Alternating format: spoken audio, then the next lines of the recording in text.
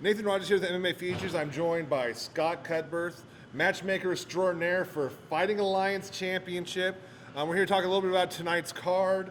Part's on UFC Fightpass, the other part's free on the YouTube channel. Scott, tell me a little bit about kind of what fights are you most looking forward to seeing tomorrow night? Well, obviously, you know, we've got the main event tomorrow with Jason High and Jake Lindsay, two UFC vets, you know, both hungry to get the fight in together with, you know, a quality opponent.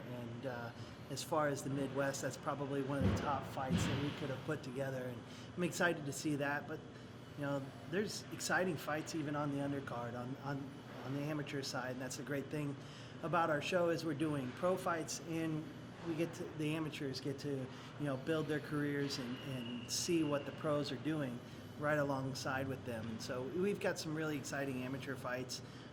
You know, we have some female fights. We have Rachel Lippert against Amanda Byers in a rematch. That was a split decision last time they fought. So kind of looking forward to that one. And then 125 pounds on the amateur side, we have Cameron Cash versus Dan Moriarty, and you know, two of the top flyweights in the Midwest. Man, talking about Jason High, man, I mean, you've got two UFC vets going in there to kind of bang it out against each other. Not a whole lot to lose there. These guys have been matched up a couple times before. You know, what do you expect to kind of see out of that matchup? Well, you know, that fight came together pretty late in the game. You know, Jake was supposed to be in a kickboxing tournament in Oklahoma, got canceled a couple weeks ago, called me up and said, you know, we had that fight put together for March. And he called me up a couple weeks ago and said, hey, you know, this thing fell through. Because of COVID, I'm not going to be able to fight. You got anything short notice? And I called Joe Wooster up, and Joe is like, heck, let's just do it. And like I said, these guys are hungry, and I'm pretty excited to see them get after it. You know, Jason coming off that highlight reel knockout on the last FAC, so it should be exciting. Man, you're talking about on the undercard, you're talking about a female fight, man. Everybody likes a female fight. How do you feel that fight matches up, and what do you expect to kind of fireworks do you see there? You know, it's super close. Like I said, a split decision last time they fought. There seems to be a little animosity there. I think Amanda is ready to get in there and prove who she is as a fighter, and she's been training really hard for the rematch.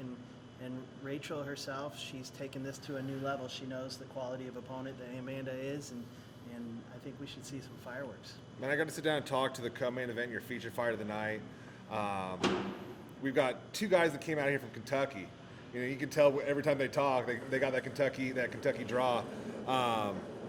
Man, I mean, what does it mean for you to be able to match up guys from that far away with a promotion like this?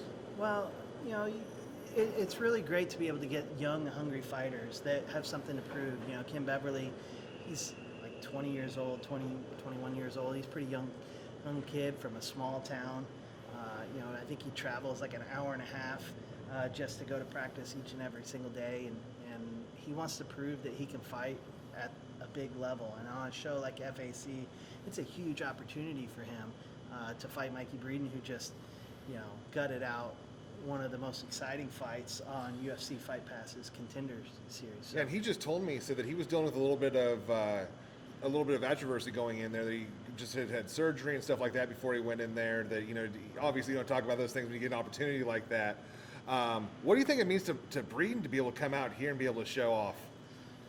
You know, I think, one, being able to fight in front of a hometown crowd is always exciting because he's got big goals in front of him. And so the opportunity to fight here locally for him, those days are probably, you know, wandering because, you know, he's going to be fighting on bigger stage. Hopefully in the future, if this fight goes well, he'll get that opportunity, and the same thing for Ken. So, you know, I really think that he's going to come out there with something to prove. Man, you talked about, you know, on the amateur side of the card, you got two of the top guys in the Midwest in Cameron Cash. How do you see that fight kind of that matchup going, and what kind of fireworks? I mean, what do you expect to see come out of that? And I expect it to be a dust storm. You know, you're going to see a cloud of dust, and at the end, you're going to have somebody come out on top. And I don't think you'll be able to see who it is, those two kids. I mean, we've seen Cameron Cash win by knockout. We've seen him wrestle. I mean, he seems to be a pretty well-rounded fighter, like most of the guys from Glory. You know, I'm excited to see that. It should be a fun fight. It should be fun. And like I said, you got two really quick, explosive, young 25-pounders, and I think it's going to be fun. All right, man. Well, hey, be sure to check us out tonight. You can check out the amateur side of the card right here on MMA Futures. You can also see the pro side of the card live on UFC Fight Pass.